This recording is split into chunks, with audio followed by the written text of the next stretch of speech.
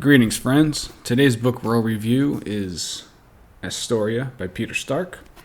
I will just start by saying simply that it is one of the best historical books of history that I've ever read, and I read quite a bit of history. I'd say reading history constitutes probably 30% of my reading load, and I read regularly and often.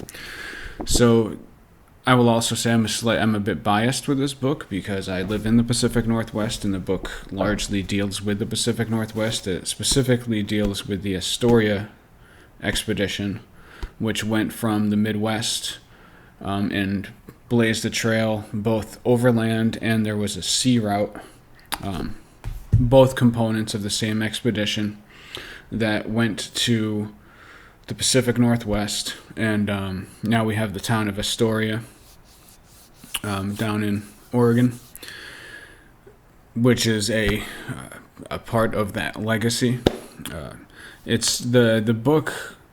Number one, it's just a fantastic story. It's a fascinating story, but also Stark renders it just beautifully. He's a great writer, great author. And, there's a fine line when you're writing something, like when you're writing a book, like any kind of nonfiction, because, with fiction, there's a lot more room to be, you can kind of let it all hang out if you so choose, and you can find some kind of audience for pretty much any kind of writing in fiction. Some people like Cormac McCarthy, that really indulgent kind of language. But with nonfiction, it's more, the language should take a back seat to the information. But in my opinion, that can sometimes go too far, and you frequently wind up with some really dry writing.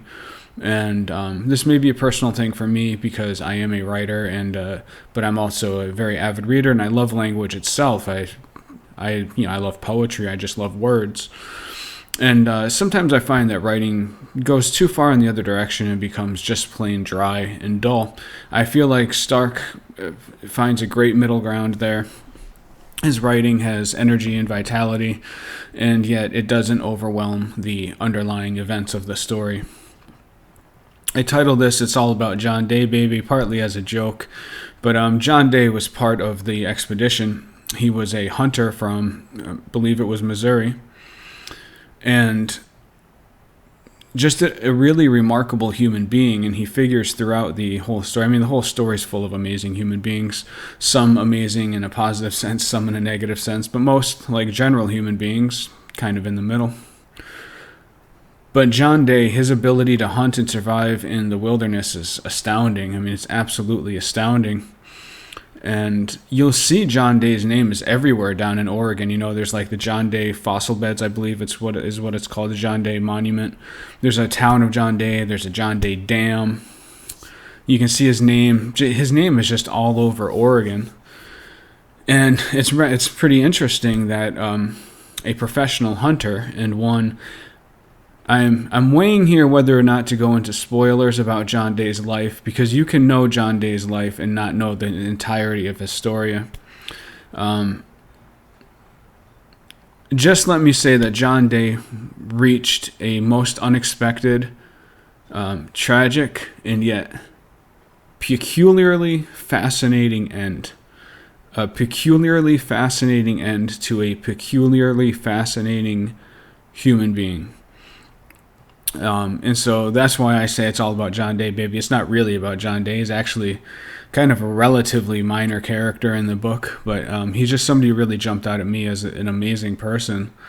And dude kind of makes me feel a little emasculated, honestly. This guy, when he's hunting on the expedition, it's not like he's in this line of guys and he's shooting off the side or anything to take out deer or something. Like, He would actually break off from the expedition and go off into the woods, into the mountains, hunt, and then circle back around and meet them. The level. This would take days. He'd be out there for days and then loop back and meet them. Number one, the hunting skill of that is amazing, but also the land navigation skill is amazing. I love land navigation. It was one of my favorite things when I was in the Ranger Battalion. But to think of him doing that with the limited technology that they had then, and I assume the limited maps. Well, yeah, I mean, there should have been no maps for most of that part because they were trailblazing new territory. It's astounding what the guy accomplished. Just an amazing dude. And that was the thing I took away from it most. I actually intend to read this again soon, mainly because I really want to plunge into John Day. And I actually have a video planned that I'm going to do, just a whole John Day series, which will rely heavily on this for information, which I will, of course, cite properly. But great book, man, great book. And it's worth it just for John Day, but there's a lot more to it than that. There's also the story of the ship that crashes in, I believe it's like one of the Hawaiian Islands, if I'm not mistaken. And their dealings with the native people there, that aspect doesn't even seem like it's real life. Like, it seems like something from a Hollywood movie, the way that all turns out. And again, I don't want to give spoilers, but the way that all broke down, really, really astounding. It's hard to believe that it's nonfiction. I mean, it seems like something from a novel or a movie. And so it's a great book. There's also another thing. This is a small thing, but it's something that really stuck out to me and left an impression. Later in the book, they're talking about when they get out further into the west. I think they're in what is now Washington, but they're somewhere. They're in that Pacific Northwest area. And they encounter a couple, I believe it was Blackfoot Indians.